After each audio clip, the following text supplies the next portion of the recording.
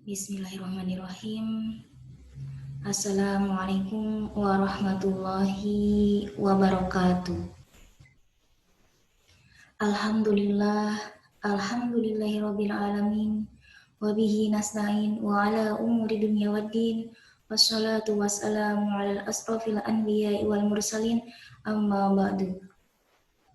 Alhamdulillah, pada kesempatan hari ini kita masih dipertemukan kembali yang insya Allah hari ini kita membahas tentang iman kepada Allah. Alhamdulillah, puji syukur kehadiran Allah Subhanahu wa taala yang telah memberikan kita beribu-ribu nikmat, yang utama iman wal Islam dan panjang umur.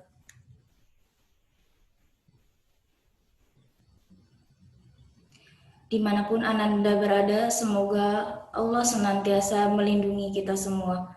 Amin, amin, ya Allah, ya Rabbal Alamin. Langsung saja ke pembahasan pengertian iman kepada Allah.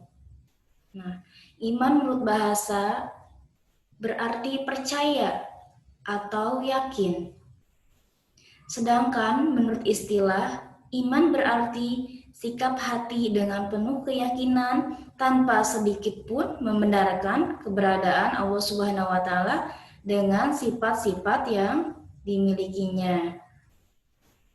Sikap tersebut selanjutnya dinyatakan secara lisan, kemudian diaplikasikan atau diterapkan dalam kehidupan sehari-hari, merupakan unsur yang tidak dipisahkan satu dengan yang lainnya.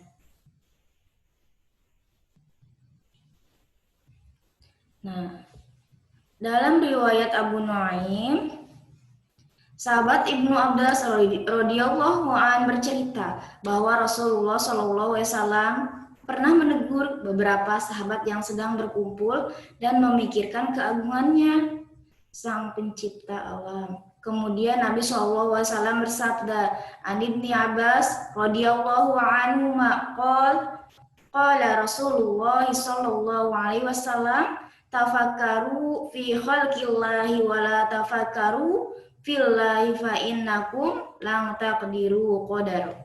Rawahu Abu Nuaim. Dari Ibnu Abbas radhiyallahu an berkata, Rasulullah sallallahu alaihi wasallam berpikirlah kamu tentang hasil ciptaan Allah, tetapi jangan kamu berpikir tentang zat-zatnya, karena sesungguhnya kamu tidak akan dapat mencapai hakikatnya. Nah, tanda-tanda adanya Allah Subhanahu wa taala tertera dalam Quran surat Al-Asr ke ayat 23 sampai 24. Nah, jika kamu memperhatikan kehidupan alam ini dengan seluruh isinya, maka akan menghantarkan kita kepada sebuah pertanyaan. Nah, sebenarnya siapa gerangan yang menciptakan dan mengatur ini semua? Nah, begitu pula jika kamu memperhatikan planet-planet yang ada dengan miliaran bintang yang berjalan sesuai dengan jalurnya masing-masing tanpa ada yang berbenturan satu dengan yang lainnya, maka bisa kita simpulkan hanya kekuatan dan kekuasaan yang Maha Perkasa lah yang mampu mengatur itu semua. Kemudian kita perhatikan seekor hewan yang paling kecil, misalnya semut, dan bahkan ada yang lebih kecil lagi. Bagaimana organ tubuh sekecil itu dapat berjalan dengan amat sempurna? Betapa rumit, betapa sulitnya sebuah organ yang begitu kecil, namun dapat berfungsi dengan sempurna. Bagaimana berbagai macam tumbuhan dapat hidup, lalu mengeluarkan berbagai macam rasa yang berbeda-beda yang memberikan nilai kemanfaatan bagi kehidupan yang luar biasa. Ada yang rasanya asam, ada yang manis, ada yang pahit, ada dan lain sebagainya. Siapa yang ada di balik itu semua? Nah, sebagai orang beriman pasti harus meyakini bahwa di balik itu semua ada zat yang berperan menjadikan seluruh kejadian tersebut, zat yang maha perkasa, yakni Allah Subhanahu wa taala. Allah Subhanahu wa taala berfirman dalam Quran surat As-Hasr ke 23 sampai 24 yang berbunyi, Wallahul khaliqul bari'ul musawwirul lahul asma'ul husna yusabbihu lahu ma fis samawati wal ard wallahu azizul hakim. Yang artinya dialah Allah yang menciptakan, yang mengadakan, yang membentuk rupa. Dia memiliki nama-nama yang indah. Apa yang di langit dan di bumi bertasbih kepadanya. Dan dialah yang maha perkasa, maha bijaksana. Quran surat Al-Hasr ke 23-24. Nah, selanjutnya Asmaul Husna. Asmaul Husna menurut bahasa artinya nama-nama yang baik. Sedangkan menurut istilah adalah nama-nama yang baik, yang indah milik Allah Subhanahu wa Ta'ala sebagai bukti maha kesempurnaannya. Jumlahnya ada berapa Asmaul Husna? Ada 99 nama. Yuk coba kita baca bareng-bareng Asmaul Husnanya. Bismillahirrahmanirrahim. Allahu alladzi la ilaha illa huwar rahmanur rahim. Al-Malikul Qudusus Salamul Mu'minul Muhaiminul Azizul Jabbar Al-Mutakabbirul Khaliqul Bari'ul Musyawwirul Ghafarul Qahar. Dan selanjutnya. Nah, barang siapa yang membacanya, maka dia akan mendapatkan pahala dari Allah Subhanahu wa Ta'ala.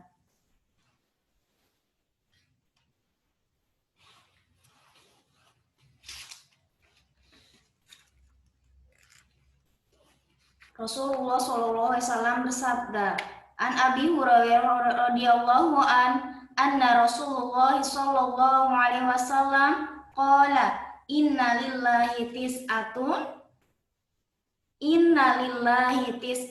wa tis'ina ismam mi'atan illa wahidam man ahsaha dakhalal jannah. Muttafaq alaih. Dari Abu Hurairah radhiyallahu Rasulullah sallallahu alaihi wasallam bersabda, sungguhnya Allah mempunyai 99 nama, yaitu 100 kurang 1. Barang siapa menghitungnya atau menghafalnya, ia masuk syurga. Hadis riwayat Bukhari dan Muslim. Kemudian Allah Subhanahu wa Ta'ala berfirman dalam Quran surat Al-A'raf, walillahil asma'ul husna fad'uuhu biha wa dzarul ladzina yulhidu fi asma'i sayuzawna ma kanu ya'malun. Al-A'raf ke-180. Dan Allah memiliki asmaul husna atau nama-nama yang terbaik, maka bermohonlah kepadanya dengan menyebut asmaul husna dan tinggalkanlah orang-orang yang menyalahartikan nama-namanya. Mereka kelak akan mendapatkan balasan terhadap apa yang telah mereka kerjakan. Nah, penjelasan makna Asmaul Husna. Yang pertama ada Al-Alim atau orang yang memiliki ilmu. Nah, tertera dalam Quran surat Al-Baqarah ke-225. Allah Subhanahu wa Ta'ala disebut Al-Alim yang artinya Maha memiliki ilmu. Nah, pengetahuan Allah amat jelas sehingga terungkap baginya hal-hal yang kecil apapun maupun yang besar gitu ya. Nah, dengan pengetahuan yang tiada batas, Allah bebas memberikan ilmu kepada hambanya yang mematuhi segala perintahnya dan menjauhi segala larangannya. Kita sebagai hambanya hanya bisa memohon agar Allah memberikan kemurahan pengetahuan.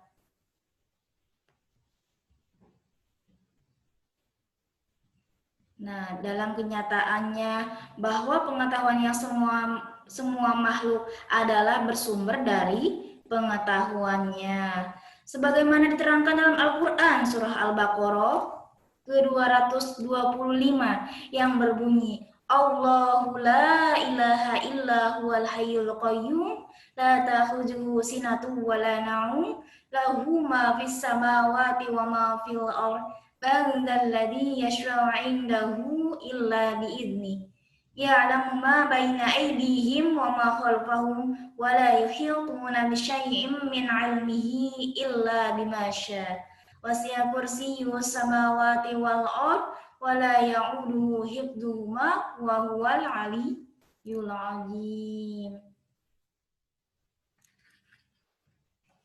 Nah, selanjutnya menjadi Abdul Alim atau hamba Allah yang maha mengetahui.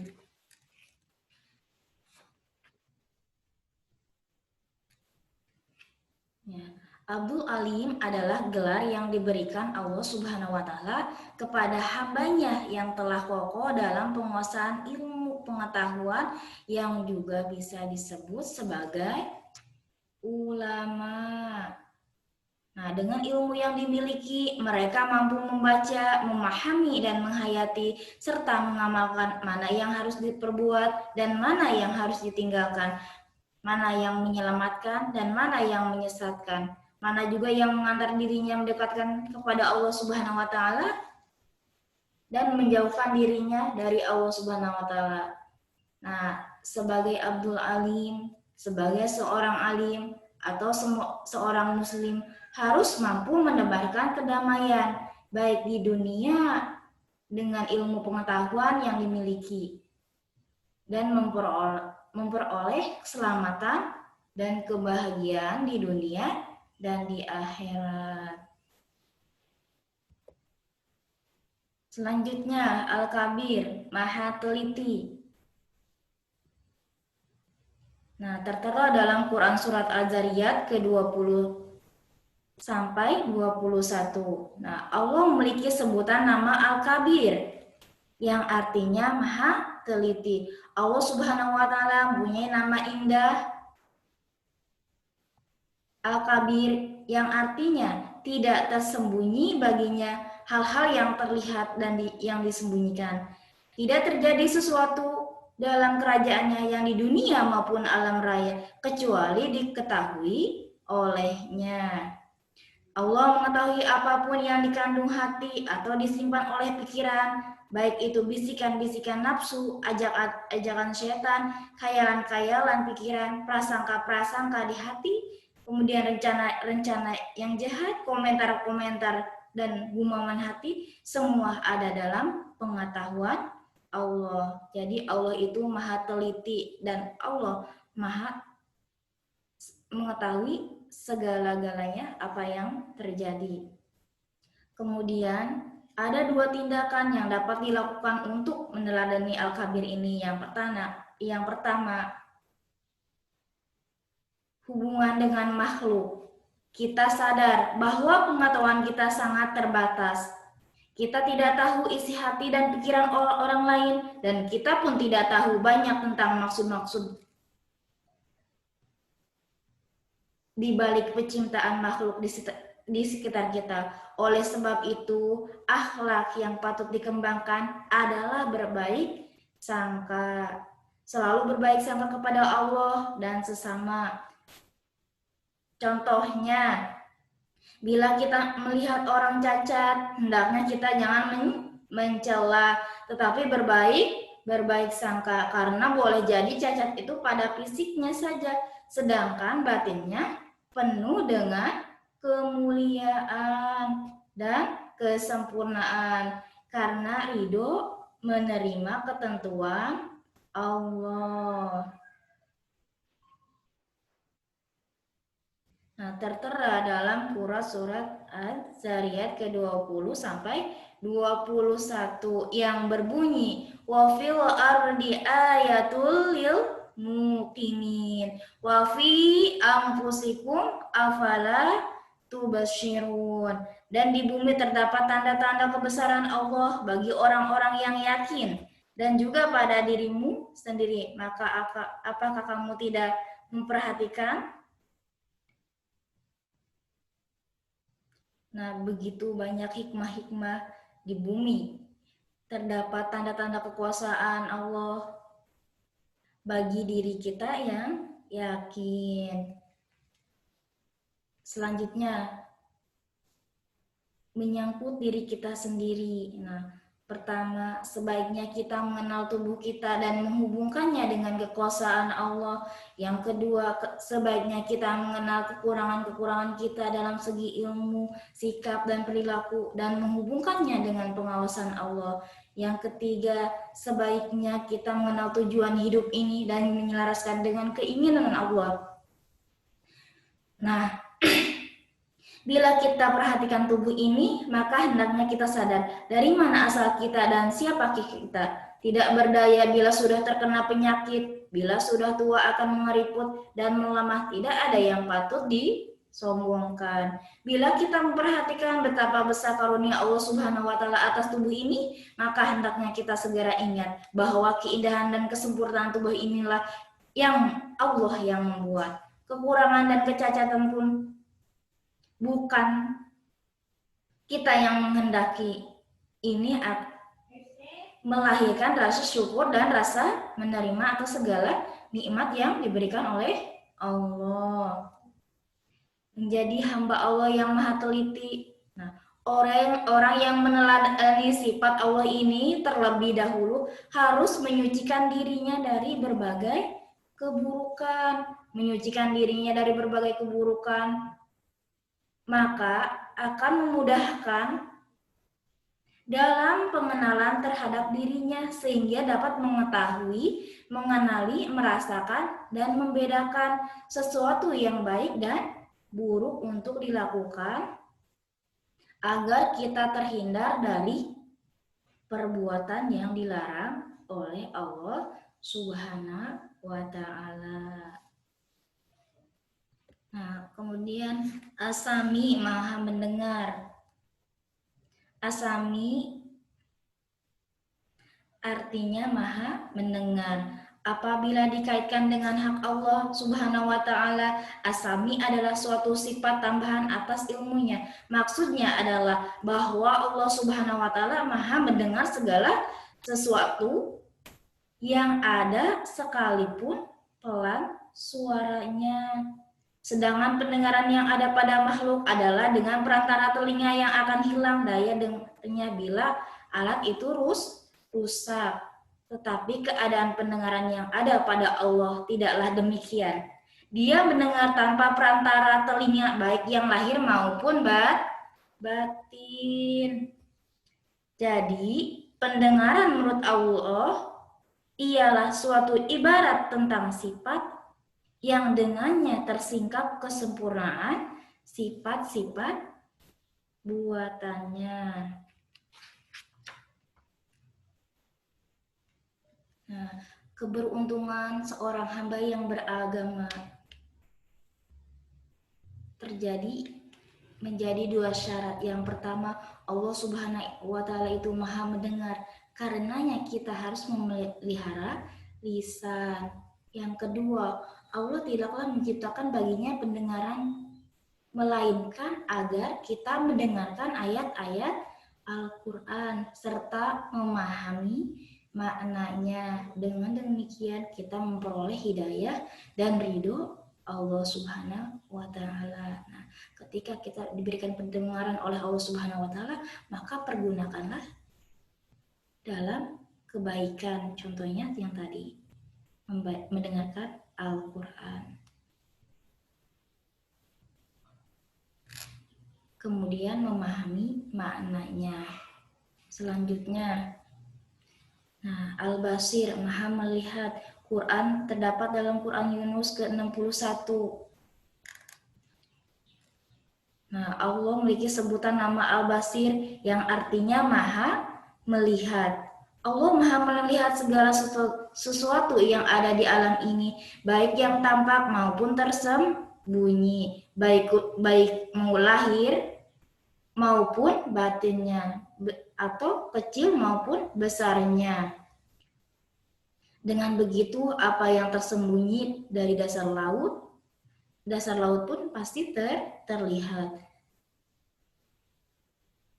Nah, tidak ada satupun yang terlepas dari penglihatan Allah Subhanahu wa taala, sebagai firman-Nya yang tertera dalam Quran Yunus ke-61. Bismillahirrahmanirrahim. Wa ma takunu fi sya'ni wa ma taslu minhu min Qur'ani wa la ta'malun min amalin illa kunna alaikum syuhudan istufiduna fi wa ma yazubu an rabbika min misqali zarratin fil ardi wala fis sama wala asghara min dzalika wala akbar illa fi kitabim mubin.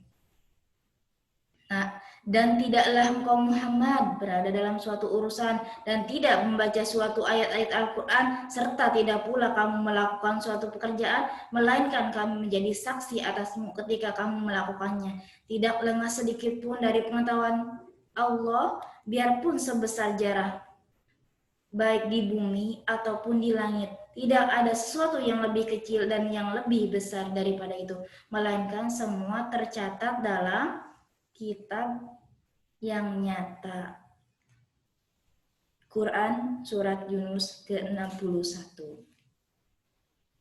Nah, sekarang bagaimana bentuk melatih sifat-sifat dan nama Al-Basir? Nah, meneladani sifat dan nama-nama Al-Basir berarti kita harus menggunakannya dengan mata kita untuk melihat. Melihat dengan apa? Melihat dengan sesuatu yang baik. Contohnya, menggunakan mata kita untuk membaca buku, membaca Al-Quran, serta mengamati alam semesta ini dengan rasa syukur. Nah, menjadi hamba Allah yang maha melihat. Seorang hamba yang meneladani sifat Al-Basir hendaknya menyadari bahwa mata dan penglihatan yang telah dianugerahkan oleh Allah kepada kita harus dipergunakan secara benar. Misalnya melihat yang halal, apa yang perlu. Agar apa? Agar kehormatan diri terjaga.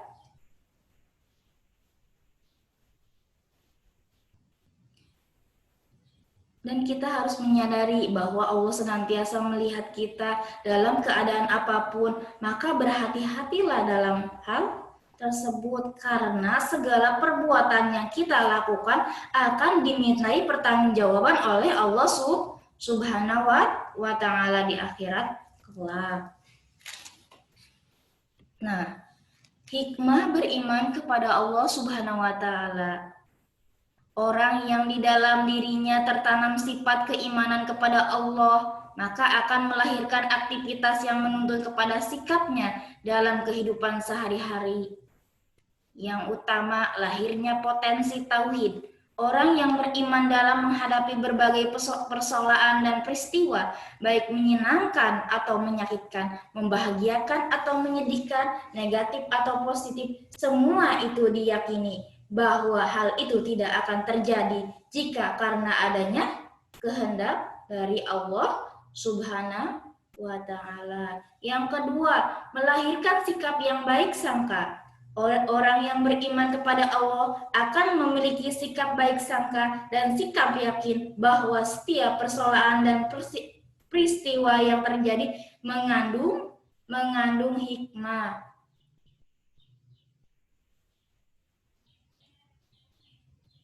Di dalamnya mengandung ujian untuk menaikkan derajat kita. Di dalamnya mengandung peringatan atas kelalaian dan kehilapan yang kita lakukan. Di dalamnya mengandung hukuman dari Allah karena perbuatan dosa dan durhaka yang kita lakukan. Ujian akan meningkatkan kualitas dan keimanan kita. Kapan Allah peringatan akan membangunkan kesadaran, kita akan kembali kepada kebenaran, sedangkan azab sebagai balasan kesalahan yang diperbuat. Yang ketiga, lahirnya sikap tabah. Orang yang beriman kepada Allah akan memiliki sikap tabah dalam memahami, mengkaji, dan mencermati hikmah-hikmah yang tersembunyi di balik persoalan apa yang terjadi dalam kehidupan kita. Kemudian yang keempat, lahirnya sikap tawakal. Mereka yang beriman kepada Allah, yakni bahwa upaya dan ikhtiar yang dilakukan secara optimal pasti akan diridhoi oleh Allah Subhanahu wa Ta'ala. Terlepas dari akhlak tercela, orang yang beriman kepada Allah akan terlepas dari sikap merasa dirinya paling baik di antara makhluk Allah lainnya. Potensi ini juga akan membebaskan seseorang dari keterkaitan terhadap makhluk, terhindar dari kemusyrikan. Seseorang mukmin tentunya akan tersingkap dalam dirinya hakikat perbuatan, sikap dan tindakan ketuhanan yang ada dalam dirinya, sehingga akan terhindar dari kemusyrikan dalam berkeyakinan, berpikir, berperasaan, berpenampilan, atau berperilaku. Nah, selanjutnya perilaku yang mencerminkan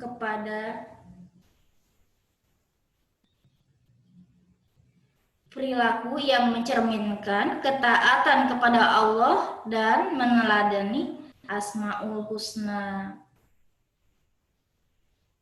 Sebagai orang yang beriman, kita melakukan suatu perbuatan baik, maka harus diniatkan untuk beribadah kepada Allah. Agar apa? Agar menjadi amal solih. Contohnya, saat kita mau belajar, kita niatkan untuk ibadah. Sehingga hasil dari belajar kita yang pertama memperoleh ilmu yang berguna di dunia, yang kedua memperoleh pahala karena memenuhi perintah agama. Nah, Rasulullah SAW suatu hari pernah didatangi malaikat Jibril dalam wujud seorang laki-laki yang tidak dikenali jati dirinya oleh para sahabat yang ada pada saat itu. Dia menanyakan kepada beliau tentang Islam, iman, dan ihsan. Malaikat Jibril membenarkan jawaban Rasulullah SAW. Pada suatu kesempatan Rasulullah SAW bertanya kepada sahabat Umar bin Khattab, "Wahai Umar, tahukah kamu siapakah orang yang bertanya itu?" Umar pun menjawab, "Allah dan Rasulnya yang lebih tahu." Nabi pun bersabda, "Sesungguhnya dia itu adalah Jibril yang datang kepada kalian untuk mengajarkan agama kalian." Islam bersaksi bahwa tidak ada sembahan yang hak selain Allah dan bahwa Muhammad adalah utusan Allah. Mendirikan salat, menunaikan zakat, berpuasa Ramadan, berhaji ke Baitullah jika mampu, kemudian menempuh perjalanan ke sana. Nah, ihsan adalah engkau beribadah kepada Allah seolah-olah engkau melihatnya. Maka apabila kamu tidak bisa beribadah seolah-olah melihatnya, maka sesungguhnya dia melihatmu. Dengan demikian, tingkatan ihsan ini mencakup perkara lahir maupun batin.